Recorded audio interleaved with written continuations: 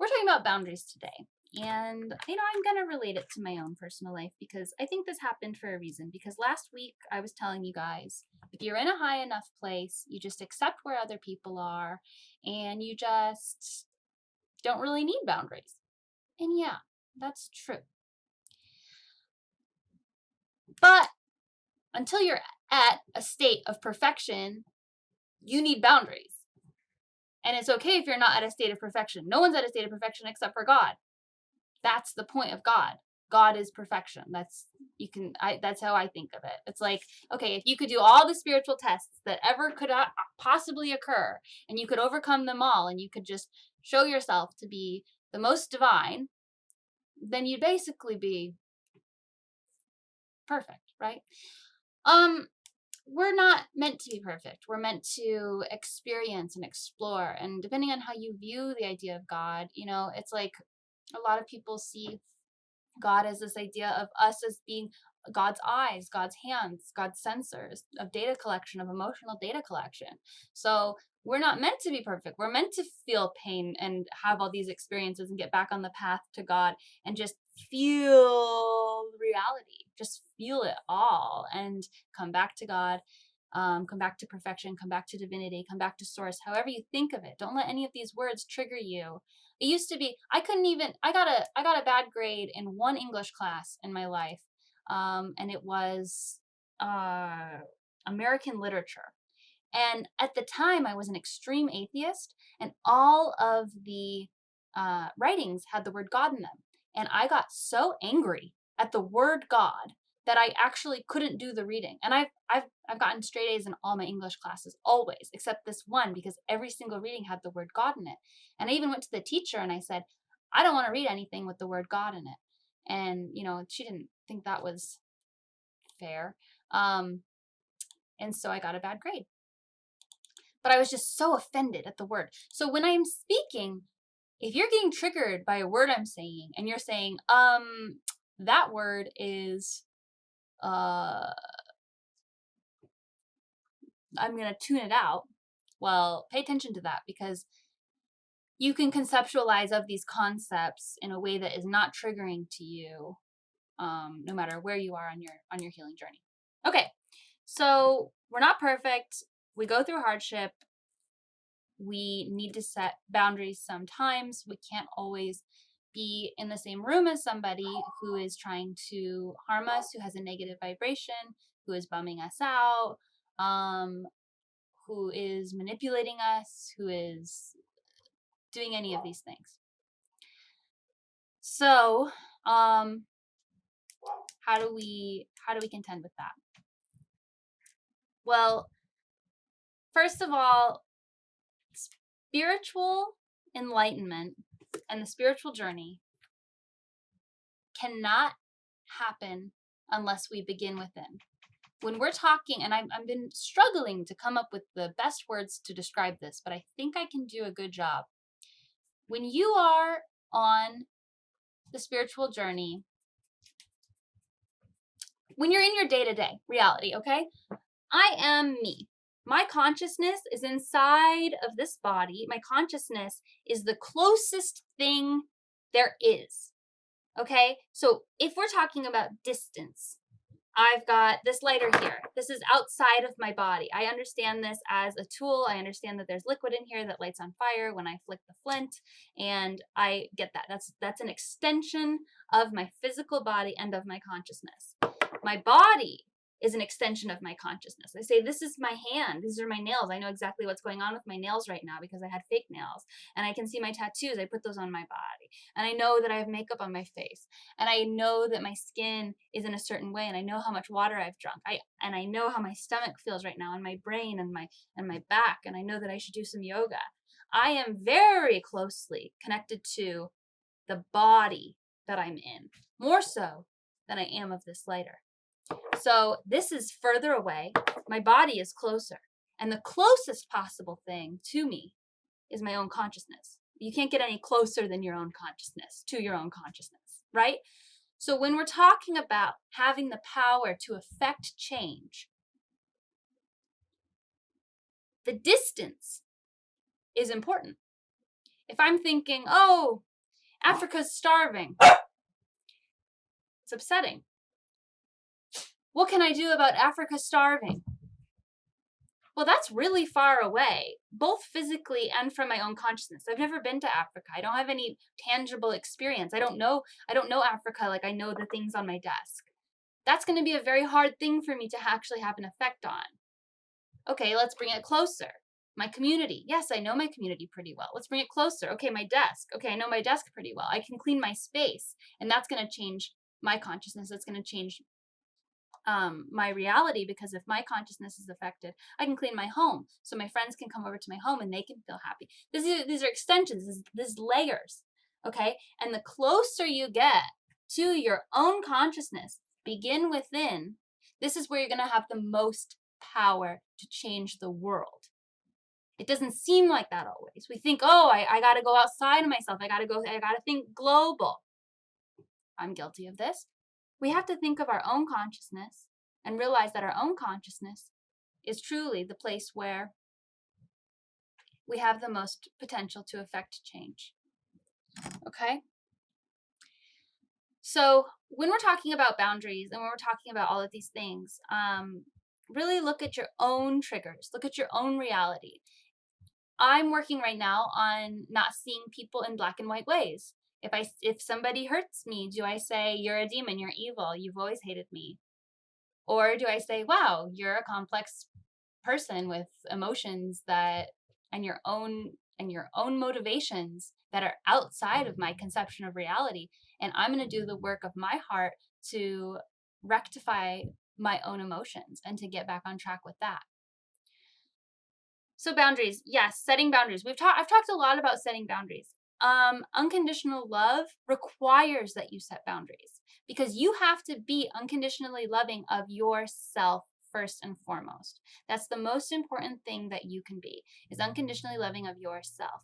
And so when you are unconditionally loving of yourself, that means that you're going to set boundaries. You're going to say, I don't allow people to treat me that way.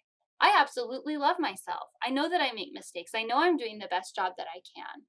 And I treat everybody with the highest level of love I can possibly muster.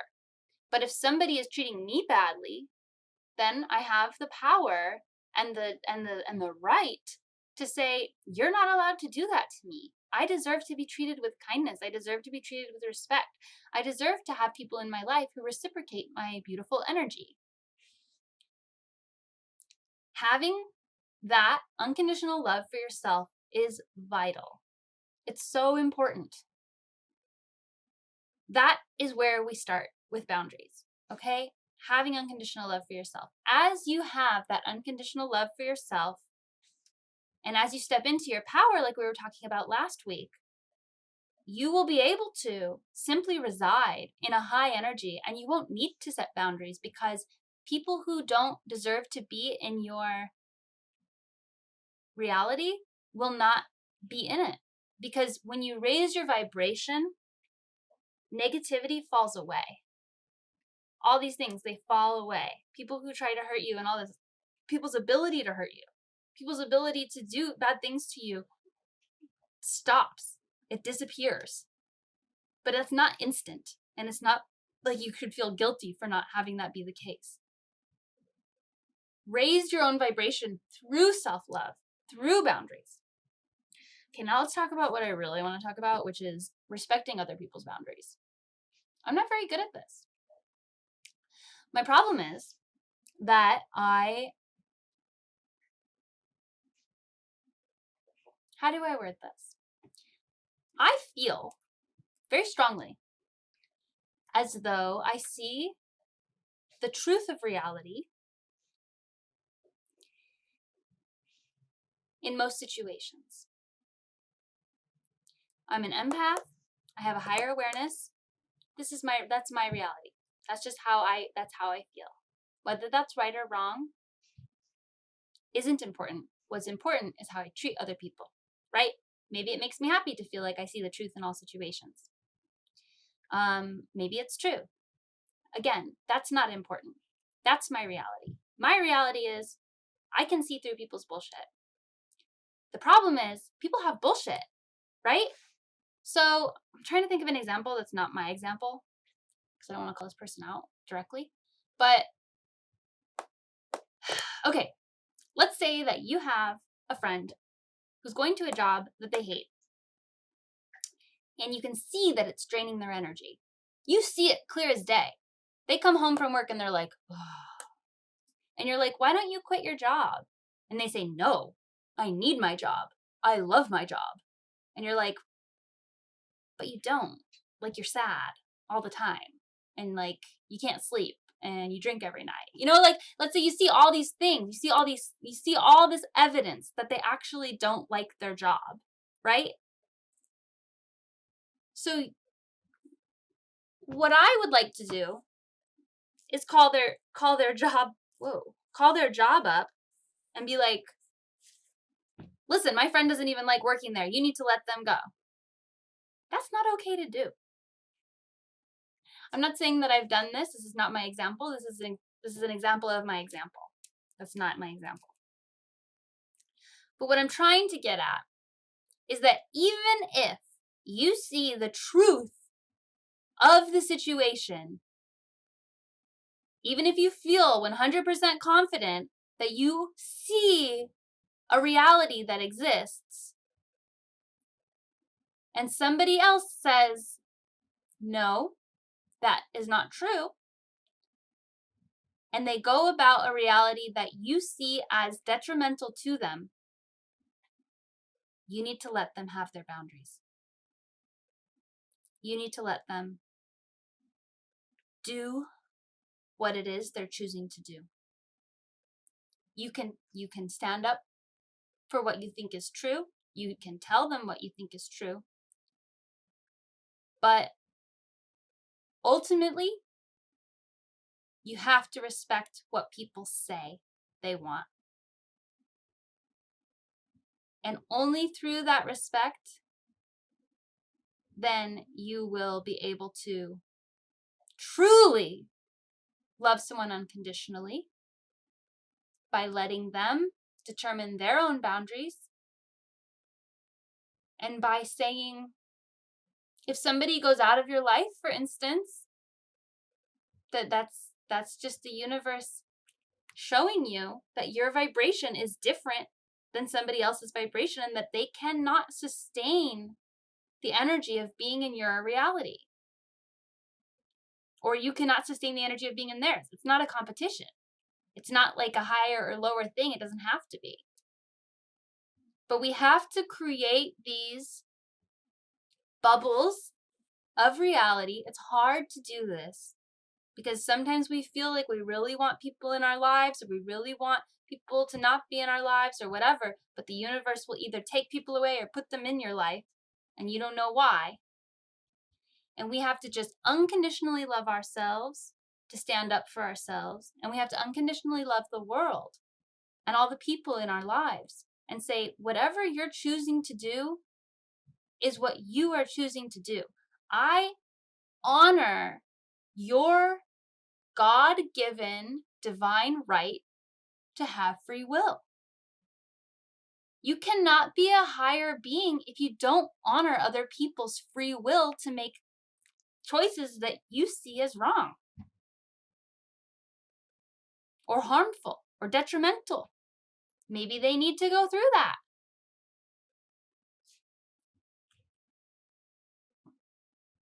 It's not helpful.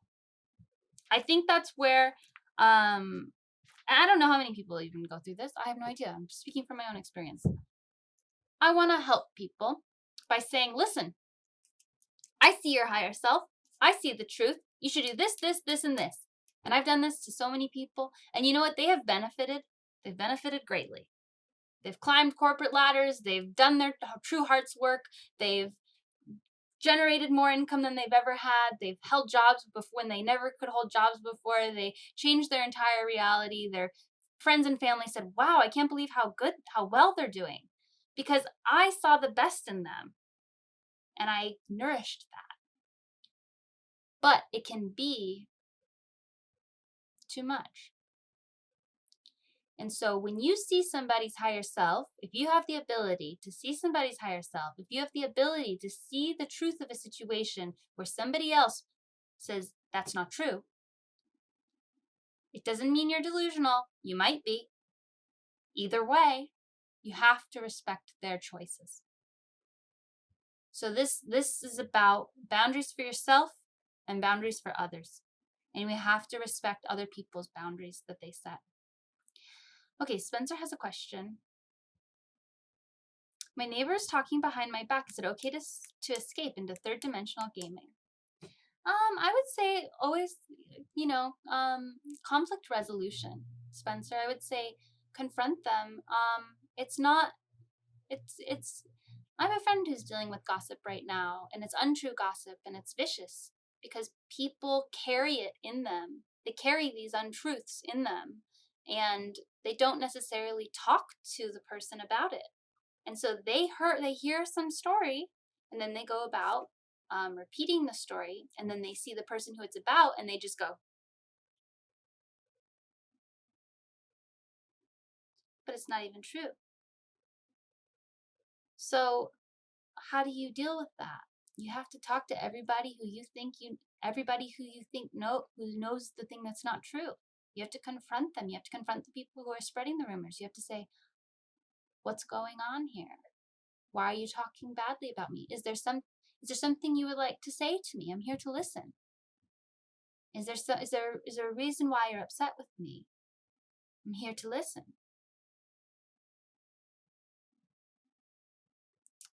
Dimensions Extension says other people are reflections of us. I don't always agree with that. I believe that other people are the perfect catalyst to inspire us to change, to be our highest self.